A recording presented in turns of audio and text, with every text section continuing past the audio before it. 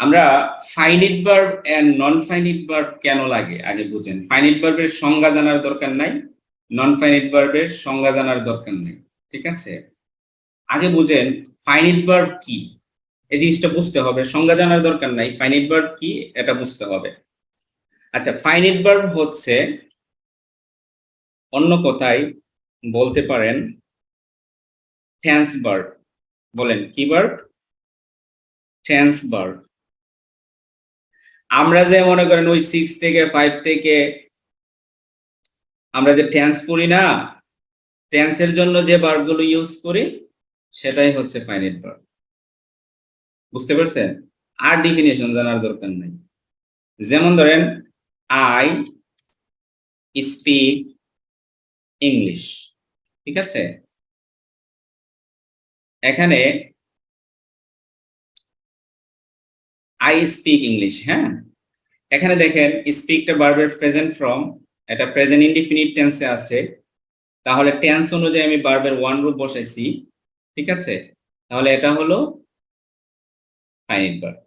বুঝতে পেরেছেন? টেন্স অনুযায়ী যে ভার্বটা হবে, এক কথায় মনে রাখেন, টেন্স অনুযায়ী খাতায় লিখে ফেলেন, খাতায় লিখে ফেলেন, টেন্স অনুযায়ী যে ভার্বটা হবে সেটাই হচ্ছে ফাইনাইট ভার্ব। এখন নন ফাইনাইট ভার্ব কি, ঠিক আছে? নন ফাইনাইট ভার্ব হচ্ছে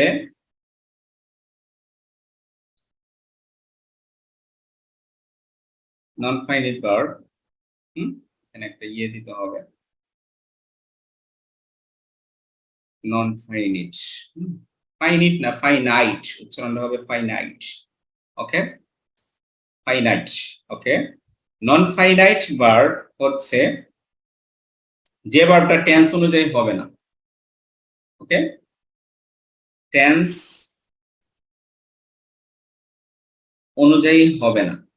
এখন এখানে কাহিনী, এটা তো সবাই জানে টেন্স অনুযায়ী হইব না, কিন্তু এটা জানে না কোথায় আপনি নন ফাইনাইট ভার্ব ইউজ করবেন, কোথায় ফাইনাইট ভার্ব ইউজ করবেন, সেটাই পার্থক্য, ওকে? টেন্স অনুযায়ী হবে না, আমি একটু বাংলিশ লিখছি, টেন্স অনুযায়ী হবে না, ওকে? তো নন ফাইনাইট ভার্ব বেশি নাই, ফাইনাইট ভার্ব অনেকগুলো, হাজার হাজার ফাইনাইট ভার্ব আছে, বাট নন ফাইনাইট ভার্ব একদম অল্প। নন ফাইনাইট ভার্ব হচ্ছে 3টা। বলেন নন ফাইনাইট ভার্ব কয়টা? 3টা। নন ফাইনাইট ভার্ব হচ্ছে কয়টা? 3টি, 3, হচ্ছে নন ফাইনাইট ভার্ব, ভার্ব নন ফাইনাইট ভার্ব হচ্ছে হচ্ছে 3টি, 3টি। আচ্ছা, 3টি কি কি একটু মনে রাখেন। একটা হচ্ছে 2 প্লাস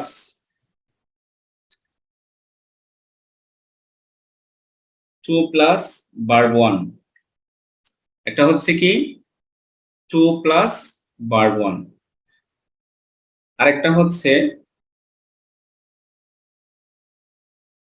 ভার্ব 1 প্লাস আইএনজি, আচ্ছা, আরেকটা হচ্ছে ভার্ব 3। এই 3টাই হচ্ছে নন ফাইনাইট ভার্ব। বলেন নন ফাইনাইট ভার্ব কয়টা? 3টা। ভাই অনেক অ্যাডভান্স লেভেলের আলোচনা, কিন্তু সহজে বুঝাইতেছি এই জন্য সহজ লাগতেছে। দেখেন আরেকটু পরে মজা পাবেন। 2 প্লাস ভার্ব 1, সেটাকে আমরা বলতে পারি ইনফিনিটিভ। এত ডেফিনিশন জানার দরকার নেই, ডাইরেক্ট শিখালাম। 2 প্লাস ভার্ব 1 হলো non finite verb, verb 1 plus ING হলো নন ফাইনাইট ভার্ব, ভার্ব 3 হলো নন ফাইনাইট ভার্ব। এখন আমরা এই নন ফাইনাইট ভার্বগুলো কোথায় ইউজ করব, এটা হচ্ছে কথা। কেন আমরা এই নন ফাইনাইট ভার্বগুলো শিখব? তাহলে ধরেন আমরা লিখলাম এখানে টু গো, এটা হচ্ছে একটা নন ফাইনাইট ভার্ব। আবার লার্নিং, এই যে আইএনজি যোগ করলাম, এটা হচ্ছে একটা নন ফাইনাইট ভার্ব। আবার ধরুন আমরা ইউজ করলাম যেমন কি স্পোকেন, এই যে এটা হচ্ছে ভার্বের ফার্স্ট পার্টিসিপল অর্থাৎ ভার্বের 3 নাম্বার রূপ, এটাও হচ্ছে একটা নন ফাইনাইট ভার্ব। এখন আমরা যে এত কাহিনী করতেছি ভাই, নন ফাইনাইট ভার্ব লাগবো, নন ফাইনাইট ভার্ব লাগবো, নন ফাইনাইট ভার্ব না জানলে সেন্টেন্স কে বড় করতে পারবেন না, এটা কেন বলতেছি? ফাইনাইট ভার্ব যেমন শিখতে হবে আপনাকে ভালো করে, নন ফাইনাইট ভার্বটাও ভালো করে শিখতে হবে। মনে রাখবেন ফাইনাইট ভার্ব অনেকগুলো, এক এক টেন্সে এক এক রকম, এগুলো কিন্তু আমাদের শিখতে হবে ভালোভাবে। একজন আমাকে প্রশ্ন করেছিলেন, ভাই স্পিকিং এ কিভাবে ফ্লুয়েন্ট হব? ভাই আপনি স্পিকিং এ ফ্লুয়েন্ট হবেন, আপনাকে প্র্যাকটিস করতে হবে সিস্টেমেটিক ওয়েতে।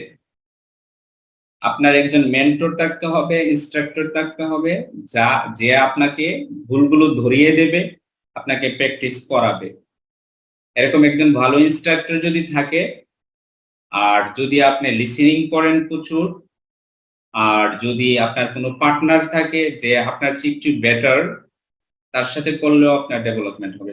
সবচাইতে ভালো যদি আপনারা একজন ভালো টিচার খুঁজে বের করতে পারেন, যার সাথে আপনারা রেগুলার প্র্যাকটিস করতে পারবেন, আপনাকে প্র্যাকটিস করাবে, তাহলে দ্রুত আপনার ডেভেলপমেন্টটা হয়ে যাবে।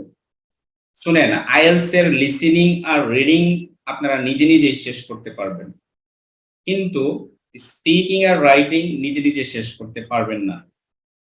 কারণ রাইটিং আপনাকে দেখে দিতে হবে, আপনার ভুলগুলো ধরায় দিতে হবে, স্পিকিং এ আপনাকে প্র্যাকটিস করাতে হবে। স্পিকিং এ অনেক কিছু আছে, আপনারা ভাবেন দুই একটা কথা বলতে পারলেই বুঝি আপনারা 7 পেয়ে গেছেন। না ভাই, পরীক্ষার হলে গেলে 5.5 পাবেন। এখানে অনেক কিছু আছে, যেমন আপনি কিছু ওয়ার্ড আছে যে অনেক, ইংরেজিতে অনেক হাজার হাজার ওয়ার্ড আছে, লক্ষ লক্ষ ওয়ার্ড আছে, সেই লক্ষ লক্ষ ওয়ার্ড কি আপনি পারবেন শিখতে? আপনি এত অল্প সময়ে 2 মাস 3 মাসে কয়টা ওয়ার্ড শিখতে পারবেন? সে ওয়ার্ডগুলো শিখতে হবে, যে ওয়ার্ডগুলো শিখলে আপনি কঠিন না বাট স্ট্যান্ডার্ড ওয়ার্ড, সহজ ওয়ার্ড, সে ওয়ার্ডগুলো আপনাকে শিখাতে হবে বেছে বেছে। যদি সে ওয়ার্ডগুলো আপনার ইনস্ট্রাক্টর ভালো করে সহজভাবে শিখায়, বাক্যটা কেমনে সেন্টেন্স মেকিং করবেন, তাহলে আপনি ওই ইনস্ট্রাক্টরের কাছে প্র্যাকটিস করবেন। ঠিক আছে?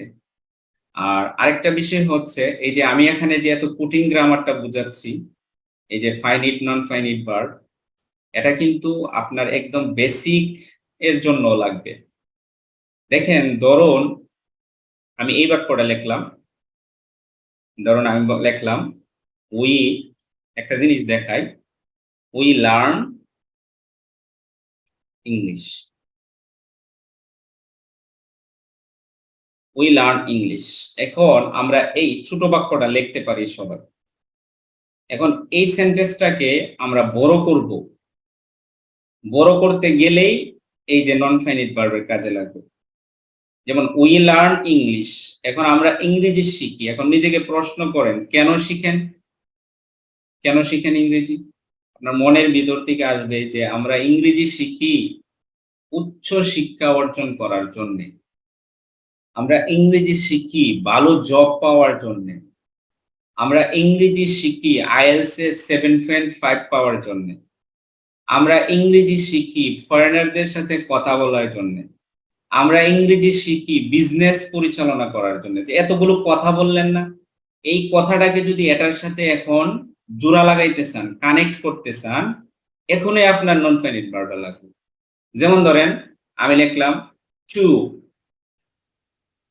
ঠিক আছে? টু ইংরেজি শিখি কেন? Two get a good job. দেখেন ভাই, এখন আমার বাক্যটা কতটুকু হইলো? আরেকটু বড় হইলো। এখন দেখেন এখানে কি লিখলাম, টু গেট। বলেন তো টু গেট এখানে তিনটার মধ্যে পড়ছে কিনা? দেখেন তো, এই যে to plus verb one, to plus এই যে গো এর জায়গায় আমি কি দিলাম? গেট। এখন আসেন এই জায়গাটাতে, আসেন এই জায়গাটাতে, এতটুকু জায়গাতে আসেন। এখন আমি যে নাউন প্রেসটা শিখাইলাম, দেখেন তো পড়ছে কিনা? একটু খেয়াল করেন ভাই। এই যে জব একটা নাউন, নাউনের আগে গুডটা কি? অ্যাডজেক্টিভ। এটা কি? একটা ডিটারমাইনার। দেখছেন খেলাটা? দেখছেন নি? একটু দেখাইলাম খেলাটা, ঠিক আছে? তাহলে এখানে আপনি বাক্যটা বড় করার জন্য এখানে কি লাগছে, নন ফাইনাইট ভার্ব ইনফিনিটিভ লাগছে। আরো বড় করার জন্য এখানে একটা নাউন ফ্রেজ লাগছে। এখন যদি আপনি নাউন ফ্রেজ কিভাবে বড় করতে হয় না জানেন, তাহলে কি আপনি বাক্যকে বড় করতে পারবেন ভাই? আপনি ভালো স্কোর পাবেন? আচ্ছা, এটাকে আমি আরেকটু বড় করি, দেখেন আ গুড, এখানে কমা দিলাম, কমা দিয়ে লিখলাম রিলায়েবল জব। দেখেন তো আরেকটু বড় হইছে। আমি কি লিখলাম, এই জবের আগে দুইটা অ্যাডজেক্টিভ লিখলাম। আরো বড় কিন্তু আমি করতে পারবো, কারণ আমি জানি, আমি খেলতে জানি, আমি খেলতে পারবো। ঠিক আছে, তাহলে we learn English to get a job একজনে লিখলো, আরেকজনে লিখলো উই লার্ন ইংলিশ, জাস্ট এতটুকু।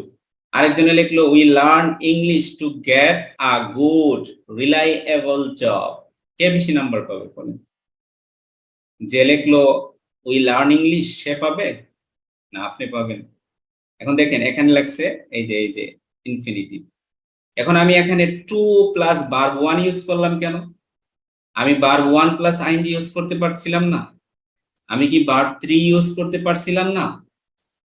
কেন আমি to plus verb one use করলাম? কারণ আমরা তো জানি নন ফাইনাইট ভার্ব তিনটা, নন ফাইনাইট ভার্ব হচ্ছে তিনটা, to plus verb one plus ING, verb three. তাহলে তো এখানে আমি গটও ইউজ করতে পারতাম, এখানে আমি গেটিংও ইউজ করতে পারতাম, না করে আমি এখানে টু গেট ইউজ করছি কেন, সেটাও আপনাকে ভালোভাবে জানতে হবে। বুঝতে পেরেছেন? আচ্ছা, অনেকে মনে হয় কোয়েশন করতেছেন, আমি একটু রেকর্ডটা অফ করে আমি কোয়েশনটা দেখতেছি, আপনারা যায়েন না, হ্যাঁ? ওকে, তাহলে আমাদের এই ইনফিনিটিভটা খুবই ইম্পর্টেন্ট ভাই। আমরা যদি একটা সিম্পল সেন্টেন্সকে বড় করতে চাই, বলেন আমরা যদি একটা সিম্পল সেন্টেন্সকে বড় করতে চাই, তাহলে আমাদের এই নন ফাইনাইট জিনিসটা খুবই ইম্পর্টেন্ট। আচ্ছা, একটা কথা লিখে ফেলেন সবাই খাতার মধ্যে, আমি ফ্রিতে দিয়ে দেই, অনেক ইম্পর্টেন্ট জিনিস। লেখেন, সবাই লেখেন, আমি লিখতে পারবো না, আপনারা লেখেন। সিম্পল সেন্টেন্সে, সিম্পল সেন্টেন্সে একটি ফাইনাইট ভার্ব হবে, আর যতগুলো ভার্ব হবে সবগুলো নন ফাইনাইট ভার্ব হবে। লেখেন সবাই, একটি সিম্পল সেন্টেন্সে, অথবা বলতে পারেন একটি ক্লোজে, একটি ক্লজে, একটি ক্লজও বলতে পারেন, সিম্পল সেন্টেন্সও বলতে পারেন। একটি ক্লজ বা সিম্পল সেন্টেন্সে একটি মাত্র ফাইনাইট ভার্ব হবে, আর যতগুলো ভার্ব হবে সবগুলো নন ফাইনাইট ভার্ব হবে। যেমন এই সেন্টেন্সটাতে দেখেন লার্ন একটা ফাইনাইট ভার্ব, ঠিক আছে, এটাকে আমি অন্য কালার করছি।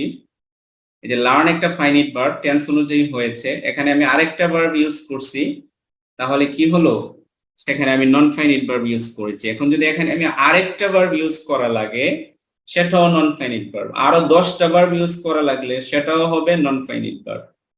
তাহলে নন ফাইনাইট ভার্বের ইম্পর্টেন্স আছে নাকি নাই ভাই?